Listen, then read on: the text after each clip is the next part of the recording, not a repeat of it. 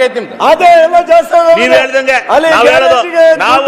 Auto drivers, bike ಉತ್ತರ ಕರ್ನಾಟಕಕ್ಕೂ guarantee ಕೊಟ್ಟಿದ್ದೀವಿ. ಸಾಕ್ಷಿಯಾಗಿ ನಿನ್ನೆ ಉತ್ತರ ಕರ್ನಾಟಕದಲ್ಲೂ ಕೂಡ ಜನ ಬಹಳ ಸೌಖ್ಯವಾಗಿದ್ದಾರೆ, ಬಹಳ ನೆಮ್ಮದಿಯಿಂದ ಇದ್ದಾರೆ. ಆ ಗ್ಯಾರಂಟಿ ಯೋಜನೆಯನ್ನ ಅಕ್ಸೆಪ್ಟ್ ಮಾಡ್ಕೊಂಡು ಆಯ್ತಪ್ಪ, ಯಾರಾದ್ರೂ ಒಬ್ಬ ಫಲಾನುಭವಿತವ ಗ್ಯಾರಂಟಿ ಯೋಜನೆ ತೊಂದರೆದು ಸಿದ್ದರಾಮಯ್ಯ ಸರ್ಕಾರ ಸರಿ ಇಲ್ಲ ಅಂತೇಳಿ ನೀನ್ ಹೇಳ್ಸಪ್ಪ, ನಿಮ್ ಬಿಡಿ ನಿಮ್ ಬಿಜೆಪಿಯವ್ರನ್ನ ಬಾಕಿಯವ್ರು ಹೇಳ್ಸ್ರಪ್ಪ. ಅವ್ರು ತಗೊಂಡ್ ತಿಂತಾವ್ರೆ, ಅವರೆಲ್ಲ ತಗೊಂಡು ಉಪಯೋಗಿಸ್ತಾವ್ರೆ, ಅವ್ರನ್ನ ಯಾಕೆ ನೀವು ಟೀಕೆ ಮಾಡ್ತೀರಿ? ಗ್ಯಾರಂಟಿ ಯೋಜನೆ ಕೂತ್ಕೊಳ್ರಿ ಸುರೇಶ್ ಗೌಡ್ರೆ, ನೀವು 4-5 ಜನ ನಾನ್ ಭಾಷಣ ಮಾಡಕ್ಕಿದ್ರೆ ನಿಮಗೆ ದಯವಿಟ್ಟು ಸರ್ವೆ ಶ್ರೀಮಂತರಿಗೆ ಯಾಕೆ ಕೊಡ್ತೀರಾ ನೀವು? ನನಗೂ ಬಸ್ ಫ್ರೀ,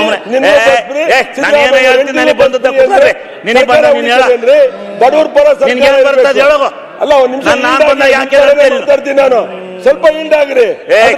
ಶ್ರೀಮಂತರಿಗೆಲ್ಲ ಬಸ್ ಫ್ರೀ, ಶ್ರೀಮಂತರಿಗೆಲ್ಲ 2000 ಸರ್ಕಾರ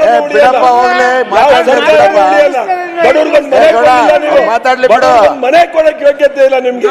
3 ವರ್ಷ ಆಯ್ತು, ಒಂದು ಗುಂಡಿ ಮುಚ್ಚಕ್ಕೆ ಯೋಗ್ಯತೆ ಇಲ್ಲ.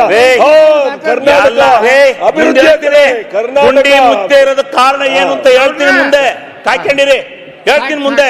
ಗುಂಡಿ ಮುಚ್ಚೋದಕ್ಕೆ ನಾನು ಮೊದಲೇ ಹೇಳಿದ್ದೀನಿ, ಈ ದೇಶ ಪ್ರಜಾಪ್ರಭುತ್ವ ರಾಷ್ಟ್ರ, ಒಕ್ಕೂಟ ವ್ಯವಸ್ಥೆ, ಭಾವನೆ ಹೋಗ್ಬೇಕು, ಒಂದಾಗಿ ಬಾಳ್ಬೇಕು ಅಂತ ಹೇಳಿ ಅಂಬೇಡ್ಕರ್ ಸಂವಿಧಾನ ಬರೆದೋಗಿದ್ದಾನೆ. ಸಂವಿಧಾನನ ಅಂಬೇಡ್ಕರ್ ಗೊತ್ತಾಯ್ತಾ?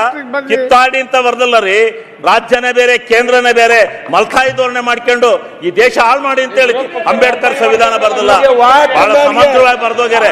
ಅವೆಲ್ಲ ಒಂದಾಗಿರ್ಬೇಕು. ನೋಡ್ರಿ,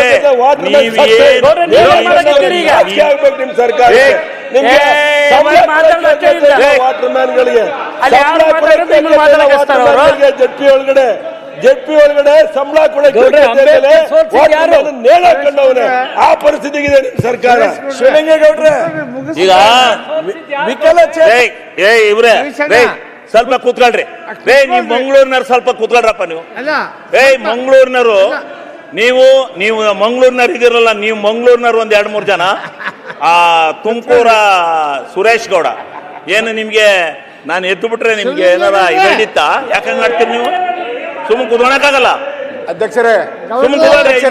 ಕೇಳ್ರಿ,